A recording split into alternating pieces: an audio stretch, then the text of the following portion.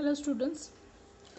तो last class में हमने यूनिट थर्ड जो है वो स्टार्ट किया है और यूनिट थर्ड के फर्स्ट टॉपिक में हमने मोड ऑफ वाइब्रेशन के बारे में बात की थी ना। कंपन विधा समझी थी हमने, नॉर्मल मोड, प्रसामान्य विधा। और ये हमने किस टॉपिक के अंतर्गत समझी थी? लेटिस वाइब्रेशन, है ना। हम लोग जालक कंपन के बारे में देख रहे थे कि जालक कंपन क्या होता है। तो जालक कंपन में हमने कंपन विधा समझा था और प्रसामान्य विधा समझा था, ठीक है। तो छोटी छोटी सी डेफिनेशन थी, नॉर्मली चीज़ समझने की थी कि मोड ऑफ वाइब्रेशन क्या होता है और नॉर्मल मोड क्या होता है। मोड ऑफ वाइब्रेशन होता है कि हर एक ऑसिलेशन की अपनी एक फ्रीक्वेंसी होती है, वो उसका क्या होता है, मोड ऑफ वाइब्रेशन। और अगर वो केवल एक ही वेरिएबल का फंक्शन हो तो वो नॉर्मल मोड कहलाता है, ठीक है। और इसके अलावा हमने बताया था कि कोई भी पर्टिकुलर ऑसिलेटर जो होता है वो कभी भी इंडिपेंडेंट नहीं होता, कंप्लीटली इंडिपेंडेंट नहीं होता, क्योंकि वो अपने आसपास स्थित जो भी परमाणु होते हैं या अणु होते हैं या और कोई चीज़ होती है, पार्टिकल होते हैं, उनको भी वो इफेक्ट करता है, ठीक है ना। तो कभी भी कोई ऑसिलेटर कम्प्लीटली कैसा नहीं हो सकता, इंडिपेंडेंट नहीं हो सकता। और जब इंडिपेंडेंट नहीं हो सकता तो उस कंडीशन में वो जो वाइब्रेशन करता है वो कपल्ड ऑसिलेशंस होते हैं एक्चुअली, यानी कि युग्मक दोलन होते हैं, एक के साथ साथ दूसरा भी उसके साथ साथ दोलन करता है। तो उन कपल्ड ऑसिलेशंस को हमने क्या कहा था, नाम दिया था लेटिस वाइब्रेशन, ठीक है। या हिंदी में बोलते हैं अपन जालक कंपन। तो यहाँ तक की बात अपन ने कर ली थी। उसके बाद अपन नया टॉपिक शुरू कर रहे हैं। लेटिस वाइब्रेशन पे एक शॉर्ट नोट आता है, छोटा क्वेश्चन, तो वो आप लोग कर लेना, ठीक है। मैंने उसका पूरा लिखवा भी दिया था आपको। तो नेक्स्ट है आपका एक विमीय परमाणु जालक की प्रसामान्य विधा वर्णक्रम, ठीक है। यानी कि सबसे पहले हम पढ़ेंगे वन डायमेंशनल के लिए, ठीक है ना। वन डायमेंशनल के लिए पढ़ेंगे और उसके बाद देखेंगे और कौन से डायमेंशन के लिए। सबसे पहले है एक विमीय एक परमाणु जालक की प्रसामान्य विधा वर्णक्रम। हिंदी में भी लिख देती हूँ, इंग्लिश में भी लिख देती हूँ। एक विमीय एक परमाणु जालक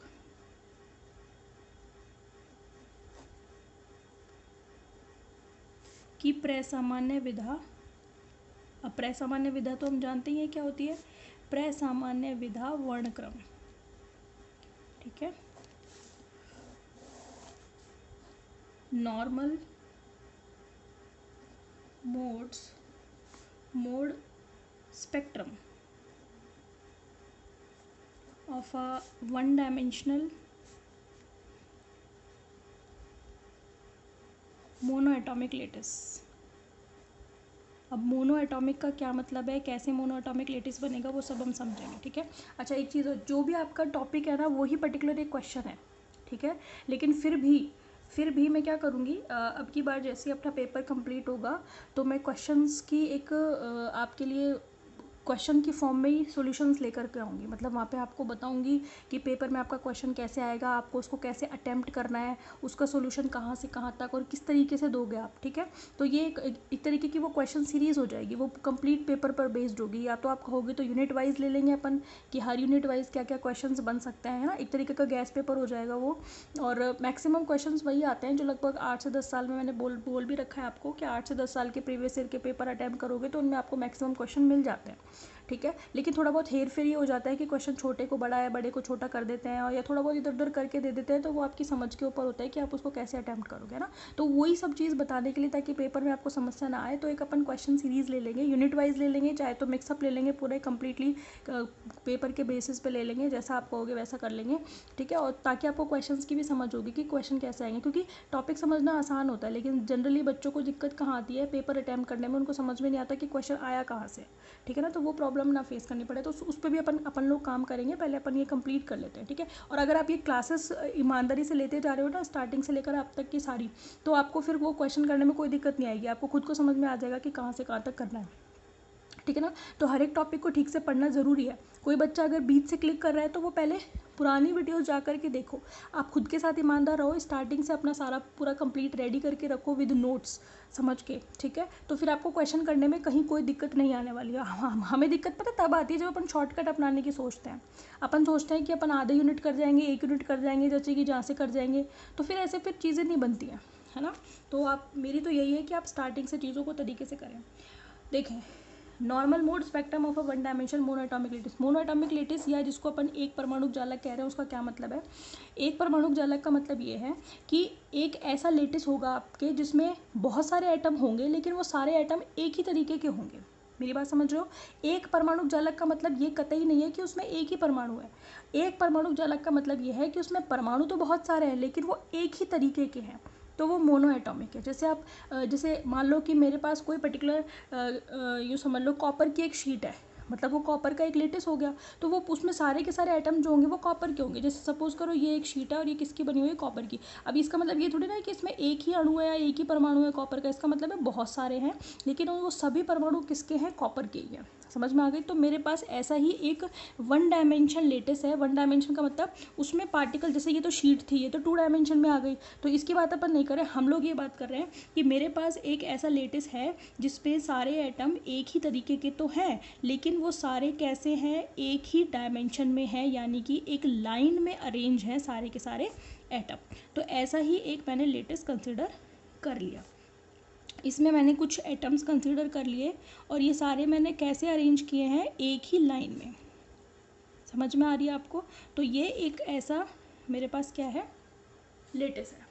ठीक है, आप किसी का भी लेटिस हो सकता है, बट हम क्या कह रहे हैं कि सारे एटम अरेंज हैं एक ही डायमेंशन में, एक लाइन में अरेंज हो सकते हैं एक ही डायमेंशन में, और सारे एक ही परमाणु हैं, यानी कि ये भी वही परमाणु है, ये भी कोई एक्स परमाणु मान लो, ये सारे परमाणु कौन से हैं, एक्स परमाणु के हैं। समझ लो कि सारे कॉपर के परमाणु हैं।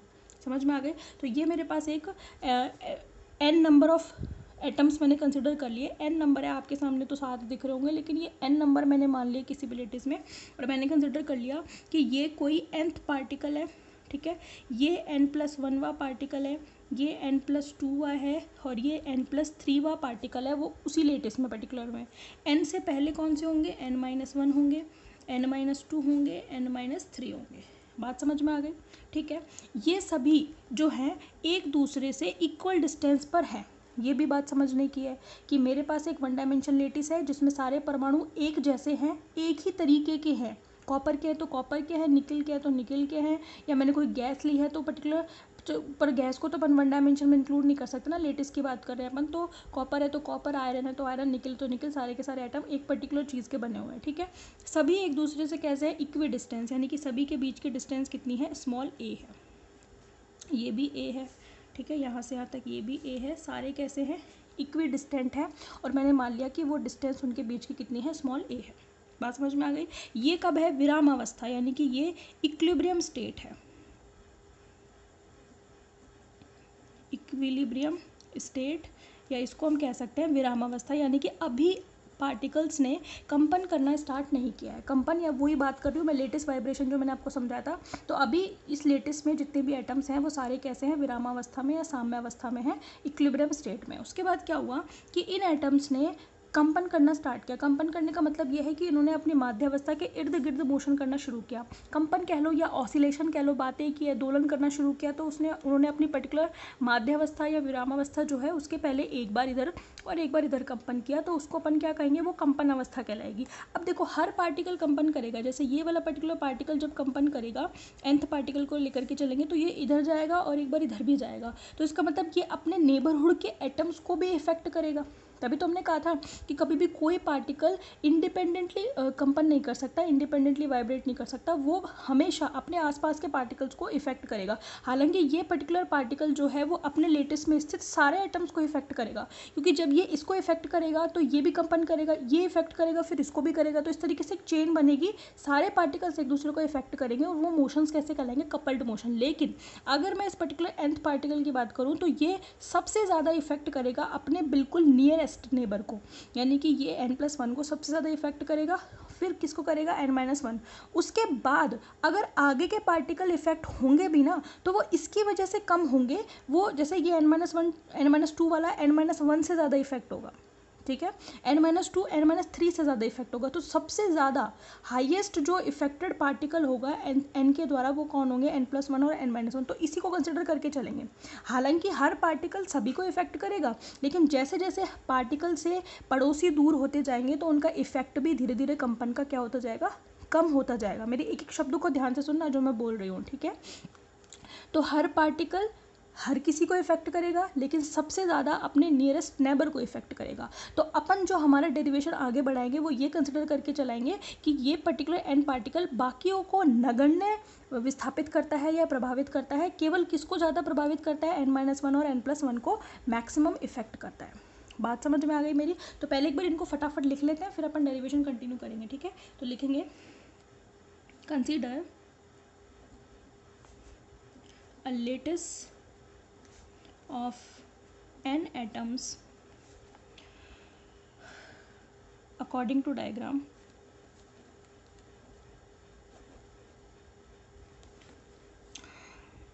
ठीक है, in this lattice atoms are linearly arranged and equidistant to each other.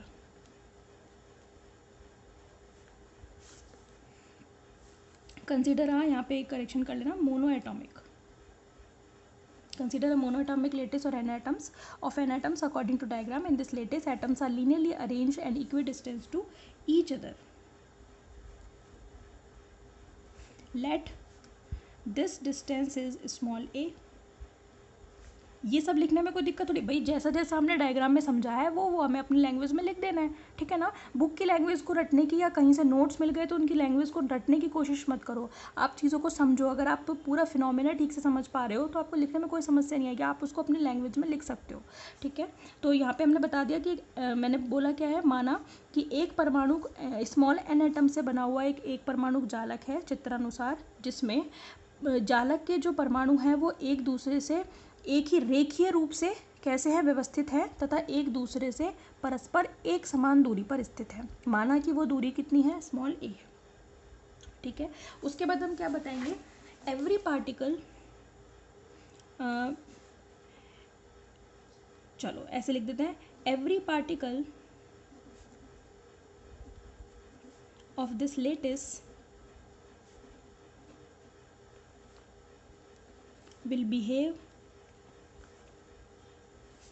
like a spring atom arrangement. मतलब क्या है इसका, यानी कि इस तरीके के सिस्टम में हर पार्टिकल जो बिहेव करेगा वो स्प्रिंग एटम, जैसे अगर मैं एक स्प्रिंग से किसी लकड़ी के गुटके को बांध दूँ और वो लकड़ी के गुटके को मैं आगे पीछे करूँ तो स्प्रिंग की जो मोशन होगी ना बिल्कुल वैसी. मतलब हम कंसीडर कर सकते हैं कि हर पार्टिकल जब दोलन करेगा या कंपन करेगा तो हम मान सकते हैं कि हर पार्टिकल से क्या जुड़ी हुई है, एक स्प्रिंग जुड़ी हुई है. तो स्प्रिंग की जैसी मोशन होगी वैसे ही ये सारे के सारे पार्टिकल कैसे करेंगे, मोशन करेंगे. तो हमने क्या बताया कि हर पार्टिकल जो है वो लेटिस में कैसे बिहेव करेगा, स्प्रिंग एटम अरेंजमेंट या स्प्रिंग एटम व्यवस्था की तरह क्या करेगा, बिहेव करेगा. समझ में आ गई. फिर हम बताएंगे इन इक्विलिब्रियम स्टेट. इक्विलिब्रियम स्टेट तो हमने दिखा दी, ठीक है. उसके बाद हम चलो बता देती हूँ, in equilibrium state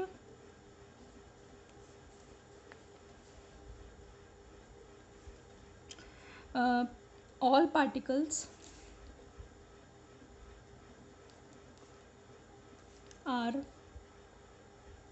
in stable state.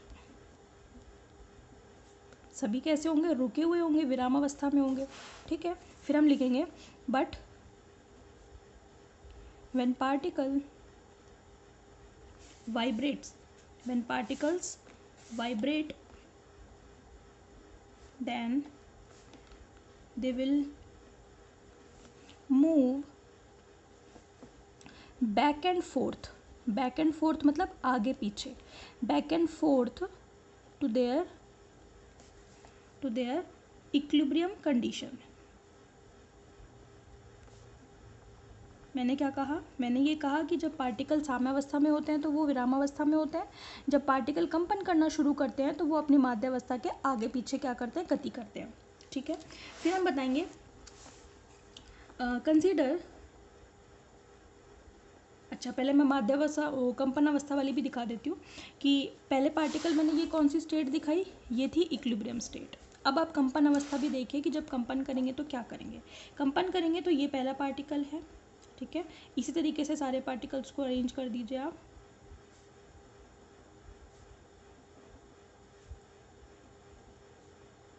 ठीक है.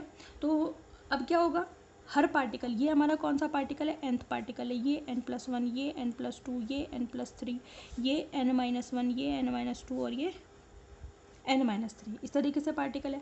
इस पार्टिकल की मैंने मान लिया कि साम्यावस्था में पार्टिकल था, तो हमने मान लिया अब की बार कि पर्टिकुलर पार्टिकल जब साम्यावस्था से इर्द गिर्द कंपन करना शुरू करेगा तो कुछ ना कुछ विस्थापन होगा उसका. तो मैंने मान लिया कि पार्टिकल का विस्थापन, nवें पार्टिकल का विस्थापन जो है वो कितना है, जब इसने यहाँ से आगे पीछे गति करी तो मैंने मान लिया un, इधर आगे पीछे गति करेगा, ठीक है। इस ये भी करेगा आगे पीछे गति, तो इसकी मैंने पोजीशन मान ली UN+1। पोजीशन से मतलब है विस्थापन। फिर इस पार्टिकल की भी कुछ ना कुछ होगी स्थिति, तो मैंने मान ली कि जब इसने कंपन किया तो इसकी जो अपने माध्यावस्था से विस्थापन है उसको अपन मान लेते हैं UN-1। इसकी UN, इसकी UN+1 और इसकी UN-1 नीचे की तरफ है n, ठीक है। ठीक है, तो UN क्या है, nth पार्टिकल की माध्यावस्था से विस्थापन। UN+1 क्या है, n+1वें पार्टिकल की माध्यावस्था से विस्थापन। और UN-1 क्या है, n-1वें पार्टिकल की माध्यावस्था से विस्थापन। तो ये कब है, कंपन अवस्था में, यानी कि इन वाइब्रेटिंग स्टेट। ये कौन सी अवस्था है, कंपन अवस्था। तो कंपन अवस्था में पार्टिकल अपनी माध्यावस्था के आगे पीछे गति करेंगे। तो हम लिखेंगे consider the displacement of nth particle, displacement of nth particle is लिखेंगे due to vibration, due to vibration यानी कि कंपन के कारण, due to vibration is UN। Displacement of n+1 and n-1th particle are displacements, है ना, UN+1 एंड UN-1 रेस्पेक्टिवली। दोनों का बाद में एक साथ में लिख दिया, ठीक है। पहले तो किसका बता दिया कि माना nवें पार्टिकल का कंपन के कारण विस्थापन UN है, तथा इसी प्रकार n+1 तथा n-1वें पार्टिकल का जो विस्थापन होगा कंपन के कारण वो कितना होगा, क्रमशः UN+1 और UN-1। बात समझ में आ गई, ठीक है। अब देखो हमें पता है, मैंने क्या कहा कि जब पार्टिकल इस तरीके की मोशन करेगा, वाइब्रेटिंग मोशन, तो आपको पार्टिकल को बिहेव करना है as a spring atom arrangement. Spring atom arrangement हमें पता है कि जब भी कोई पार्टिकल के बीच में स्प्रिंग जैसा फोर्स लगता है तो वहाँ पे हुक्स लॉ लगता है। अब आपको पता है कि नहीं हुक्स लॉ क्या होता है, पढ़ा हुआ है आप सभी ने हुक्स लॉ। हुक्स लॉ ये कहता है कि किसी भी स्प्रिंग में लगने वाला बल जो होता है वो हमेशा स्प्रिंग में उत्पन्न विस्थापन के ऋणात्मक के कैसा होता है, समानुपाती। अब ये ऋणात्मक चिन्ह क्या बताता है, सब सपोज करो ये स्प्रिंग है, स्प्रिंग से एक लकड़ी का गुटका मैंने कनेक्ट कर रखा है और उसको किसी सरफेस पर, किसी स्मूथ सरफेस पर मैंने लगा हुआ है, मतलब जहाँ पर फ्रिक्शन नहीं है, क्योंकि जब अपन स्प्रिंग फोर्स की बात कर रहे हैं तो हम बाकी सारे फोर्सेस को नेग्लिजिबल लेकर के चलेंगे। तो स्प्रिंग फोर्स की बात कर रही हूँ तो मैंने कंसिडर कर लिया कि जहाँ पर भी स्प्रिंग और ये लकड़ी का गुटका पर्टिकुलर है उस सरफेस पर फ्रिक्शन फोर्स नहीं है। दैट मीन्स कि सरफेस कैसी है, स्मूथ सरफेस है, ठीक है।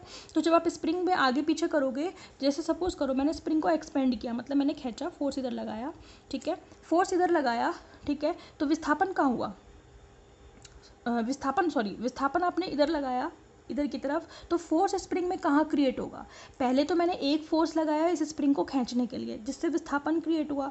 अब विस्थापन इधर था तो अब स्प्रिंग में एक फोर्स जनरेट हो गया। अब वो कहाँ जनरेट हुआ, इधर की तरफ। मतलब जब मैं लकड़ी के गुटके को एक्सपेंड करने की कोशिश, स्प्रिंग को एक्सपेंड करने की कोशिश करूँगी तो स्प्रिंग में एक फोर्स जनरेट हो जाएगा जो उस स्प्रिंग को वापस इक्विलिब्रियम पोजीशन में लाने की कोशिश करेगा। वही तो है स्प्रिंग फोर्स। समझ में आई, यानी कि जो स्प्रिंग में उत्पन्न जो बल होगा वो उसमें जो विस्थापन होगा उसके ऋणात्मक के कैसा होगा, समानुपाती। जितना ज़्यादा मैं स्प्रिंग को क्या करूँगी, एक्सपेंड करूँगी, फोर्स भी उतना ही ज़्यादा क्रिएट होगा, लेकिन एक लिमिट तक। अगर आपने ज़्यादा उसको खींच दिया स्प्रिंग टूट जाएगी। तो हर स्प्रिंग की अपनी अपनी कैपेसिटी है, उस हिसाब से स्प्रिंग को विद इन अ लिमिट जितना आप खींचोगे उतना ही ज़्यादा उसमें फोर्स क्रिएट होगा और उसके अपोजिट डायरेक्शन में होगा। ये नेगेटिव साइन क्या बता रहा है, यहाँ पे नेगेटिव साइन बता रहा है कि विस्थापन जिस दिशा में होगा बल उसके विपरीत दिशा में उत्पन्न होगा। बात समझ में आ गई। तो ये क्या कहलाता है, हुक्स लॉ कहलाता है। फिर आप प्रोपोर्शनलिटी हटाते हो तो फिर एक कांस्टेंट लगाते हो के, F = -kx। के क्या है, बल नियतांक है, इसको स्प्रिंग कांस्टेंट भी कहते हैं, पढ़ा हुआ है ना आप सभी ने। तो वही चीज़ है, जब हम इस पूरे सिस्टम को स्प्रिंग के समान मान के चल रहे हैं तो पूरा डेरिवेशन भी उसी चीज़ पे बेस्ड होगा। बात समझ में आई आपको, ठीक है। तो हम यहाँ लिखेंगे ड्यू टू इंटरेक्शन फोर्स,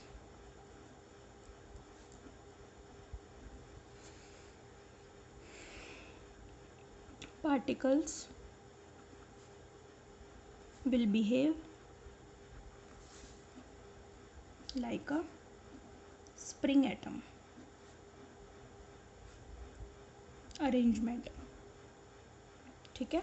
तो इंटरेक्शन फोर्स के ब्रैकेट में आप लिख सकते हैं स्प्रिंग फोर्स, इनके बीच में कौन सा बल लगेगा, स्प्रिंग फोर्स लगेगा। अब वो कितना होगा, प्रत्यास्थ बल, स्प्रिंग फोर्स को आप क्या कह सकते हो यहाँ पे, प्रत्यास्थ बल कह सकते हो, इलास्टिक बल कह सकते हो, इलास्टिक फोर्स कह सकते हो, ठीक है।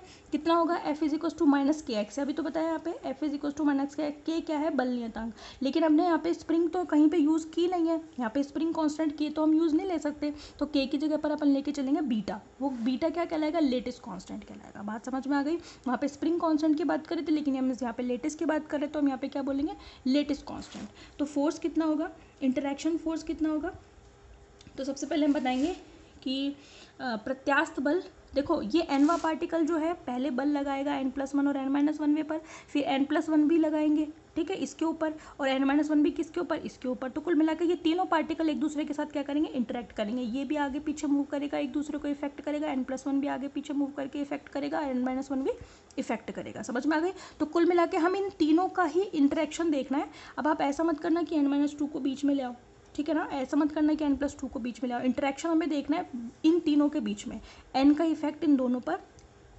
n+1 का इफेक्ट n पर और n-1 का इफेक्ट किस पर, इस पर, ठीक है। तो सबसे पहले हम देखेंगे इंटरेक्शन फोर्स, इंटरेक्शन या इलास्टिक फोर्स, प्रत्यास्थ बल ऑन nth एटम, Fn कितना होगा, बीटा, बीटा होगा, साथ में कितना होगा, बीटा, बीटा दूसरी वाली पोजीशन UN+1 माइनस UN होगा कि नहीं होगा। इस पर फोर्स कितना लगेगा, ये तो एक बल है, ये इस पर बल लगाएगा, फिर ये इस पर भी लगाएगा, एनवा पार्टिकल n+1 पर भी लगाएगा और एनवा पार्टिकल n-1 पर भी लगाएगा। तो परिणामी बल कितना होगा, तो यहाँ पे आप क्या लिख सकते हो, एक चीज़ रिजल्टेंट, रिजल्टेंट कितना लिखेगा, माइनस का बीटा UN-1। समझे आप, मतलब क्या है, nवे पार्टिकल और n+1 वे के बीच में इंटरेक्शन हुआ तो फोर्स कितना लगा, इसकी पोजीशन में से इसकी पोजीशन घटा दी तो UN+1 माइनस UN कर दिया, ठीक है। फिर ये तो एक की वजह से बल होगा, किसकी वजह से, n और n+1 वे के बीच में इंटरेक्शन होगा। फिर क्या होगा, n और n-1 के बीच का भी इंटरेक्शन भी तो देखेंगे। तो क्या करोगे आप, UN पहले की पोजीशन माइनस दूसरे की पोजीशन और उसमें से घटा दोगे, तो ये मेरे पास क्या आ जाएगा, परिणामी बल आ जाएगा। बात समझ में आ गई, यानी कि इसका इस पर लगने वाला बल, इसका इस पर लगने वाला, तो ये इंटरेक्शन निकाला है हमने। बात समझ में आ गई। तो UN में से UN+1 में से UN घटाया है, फिर जो बल होगा फिर UN में से UN-1 घटाया है। समझ में आ गई। तो विस्थापन कैसे निकालेंगे, एक की स्थिति में से दूसरे की स्थिति घटाएंगे तो विस्थापन निकलेगा। ये रहा ना विस्थापन, ये विस्थापन रहा, और K की जगह हमने क्या यूज़ किया, बीटा यूज़ किया है, तो फोर्स आ गया मेरे पास। और परिणामी निकालना है तो एक की वजह से लगने वाले बल में से दूसरे को घटा दिया, दैट्स इट। तो ये मेरे पास आ गई इक्वेशन नंबर 1। समझ में आ गई। इसके बाद का जो है अपन नेक्स्ट वीडियो में, वो डेरिवेशन बहुत ही इंपॉर्टेंट है। ये समझ लो कि एक विमेय परमाणु चालक के लिए जो अपन लास्ट में इक्वेशन ऑफ मोशन निकालेंगे वो बहुत इंपॉर्टेंट है। मतलब ये सारा अपन को समझ में आएगा तो अपन को वो डेरिवेशन समझ में आएगा। तो आज अपना थ्योरेटिकल काम हो गया, नेक्स्ट वीडियो में कंप्लीट डेरिवेशन है, और वो तभी समझ में आएगा जब आपने ये सारा कुछ पढ़ा हुआ है, ठीक है। तो मिलते हैं नेक्स्ट वीडियो में, थैंक यू सो मच।